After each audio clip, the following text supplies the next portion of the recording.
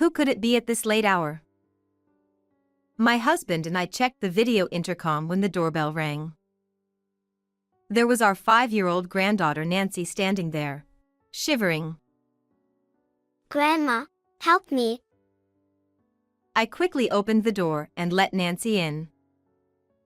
Come in, you must be cold. Where are your mom and dad? Nancy's body felt warm. Clearly, she had a fever. Surely. You didn't come here alone? Her response filled us with shock and anger. My name is Pamela, a 62-year-old housewife. Occasionally, I help my husband with his work. My husband, Ron, is the owner of a real estate company. It's locally based and not very large in scale, but thankfully, its performance is good, and we live comfortably.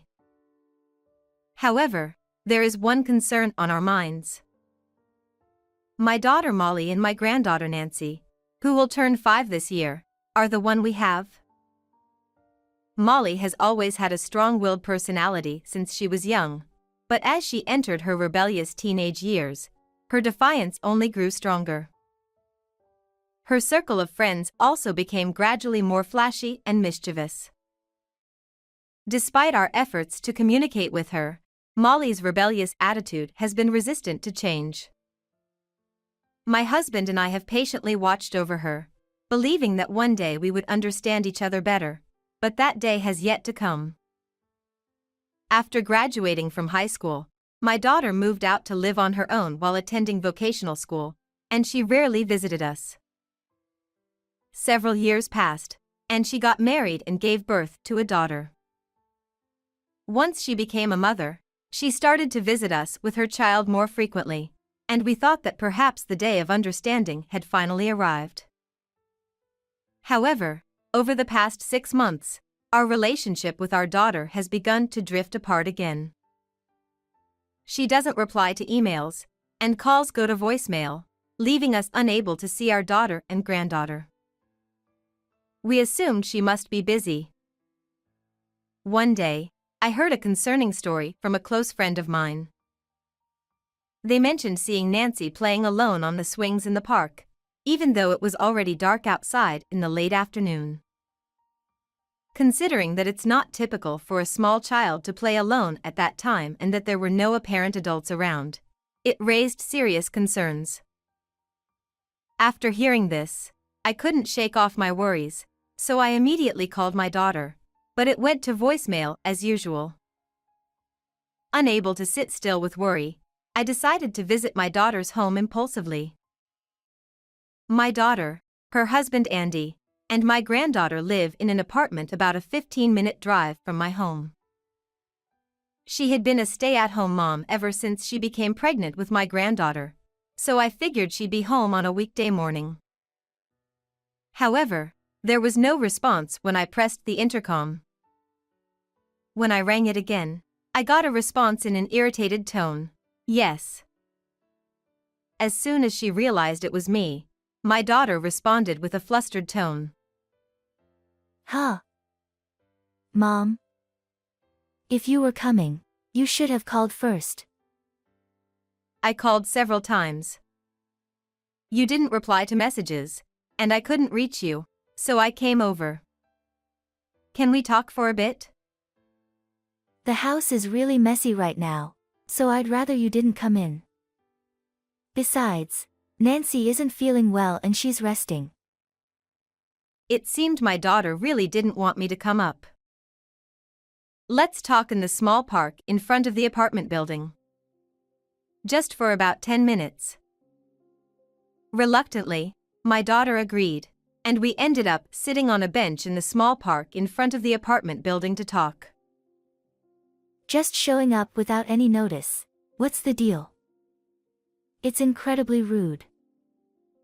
My daughter started speaking with an irritated tone. I've tried to contact you multiple times. I called you many times.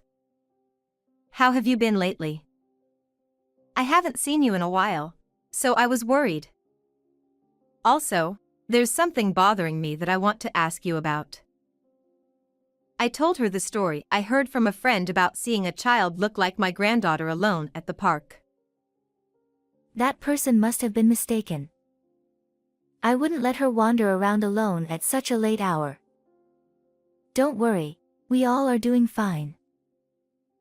Is that so? Well, if you say so. In the end, I couldn't get much information that day and had to return home without seeing my granddaughter. A week later, I heard something concerning from my husband. Apparently, during a real estate industry gathering he attended, he bumped into a friend of 20 years who has been running a construction company. During their conversation about their respective companies, it came up that there's an employee at the friend's company whose work attitude seems to be lacking. Apparently, this employee is always talking about slot machines instead of focusing on work. If it were just casual hobby talk, I might overlook it, but it seems he's also borrowing money from colleagues. And you know what? The more I heard about it, the more it sounded like it might be Andy. The name and description match up too well to be him. Andy is my daughter's husband. He and my daughter were high school classmates, and they've been dating since then, belonging to a rambunctious group of friends. After graduating high school, Andy worked various jobs before joining his current company. I couldn't bring myself to say, that guy might be our son-in-law. Yeah, you're right. Hey, I think I'll visit Molly again. I've been worried about Nancy's condition since the other day, and it's been a while since I've seen her. My husband seemed equally concerned about how our daughter's family was doing and if our granddaughter was well. We decided to visit our daughter's house again the following Saturday to check on things. And on Friday night. Since we were planning to head to our daughter's house early the next morning, my husband and I went to bed a little earlier. After falling asleep for a while, we were awakened by the sound of the doorbell. Who could it be at this hour? My husband and I checked the video intercom, feeling cautious. Nancy. To our surprise, there was our granddaughter Nancy standing there shivering. Grandma, please help me. I quickly opened the door and welcomed Nancy inside. Come in, it must be cold outside. Where are your mom and dad? Nancy's body felt unusually hot in my arms. When I touched her forehead, it was clear she had a fever. What are you doing here at this hour? Did you come alone? I carried Nancy back to the living room. She was breathing heavily, perhaps due to the high fever. Most shocking of all was that she appeared much thinner than when we last saw her 6 months ago. I quickly fetched a blanket. In the living room, my husband was giving Nancy some hot milk. After laying her down on the sofa and wrapping her in a thick blanket, Nancy seemed to calm down a bit. I asked Nancy, "What are you doing out here at this hour? How did you come here all alone?" Mommy and Daddy went shopping. Mommy told Nancy to stay in bed because I caught a cold. After that, my granddaughter slowly opened up and shared her story. Despite the darkness outside, her parents didn't return, leaving her feeling lonely and hungry without any food. Feeling overwhelmingly vulnerable, she decided to walk to her grandparents' house, despite the late hour. She walked alone for what would have taken adults at least an hour, all while feeling unwell from her cold and overwhelmed by her emotions. Hearing her story, my heart felt heavy. We decided to take Nancy to the emergency hospital that night. The doctor diagnosed her with a high fever due to a cold and slight malnutrition, and she needed to receive intravenous fluids.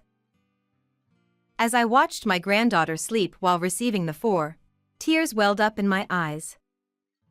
At the same time, I couldn't contain my anger towards my daughter and her husband for treating her like this. My husband seemed to share the same feeling. I stayed by my granddaughter's side the whole time, but after a while, my husband returned with our daughter and her husband. They were drinking with their gambling buddies at a nearby pub. After dropping off my granddaughter and me at the hospital, he went around the nearby pubs to look for them. Finally, on the fifth try at a pub, he found our daughter and son-in-law drinking with their friends. Apparently, even their friends were shocked to learn that they had left their young daughter alone. In a move to assist my husband, they forcibly brought our daughter and son-in-law to the hospital. They must have been scolded quite severely by my husband in the car.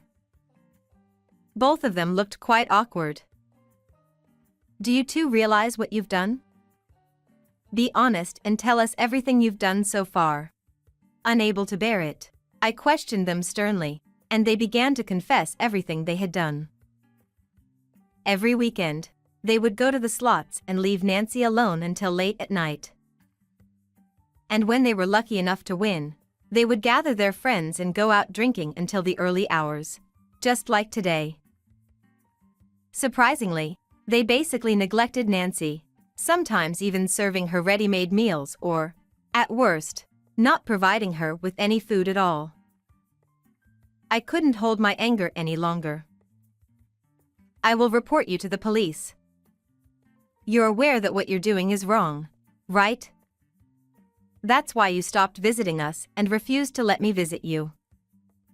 If things continue like this, you'll just keep repeating the same mistakes. What are you talking about? Involving the police is too extreme. Don't you love your own daughter? We also have a responsibility for raising you like this. Because you're our daughter, we will make sure you reflect on your actions properly. We'll take care of that. You've done something unforgivable. Do you understand? Afterward, since there was no resolution with the daughter and her husband, my husband decided to report them to the police. Sometime later, they were sentenced to imprisonment. Our granddaughter Nancy came to live with us as we took her in. When she recovered, she asked us where her parents had gone. We couldn't hide it from her, so we decided to tell her the truth. You see, Mommy and Daddy did something very wrong to Nancy. They have to say sorry in another place for a while. So, until Mommy and Daddy come back, let's live together at Grandma and Grandpa's house, okay?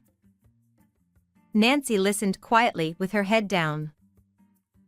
Perhaps she understood in her own way, as she began to cry quietly, and I hugged her. It's okay, we'll be fine.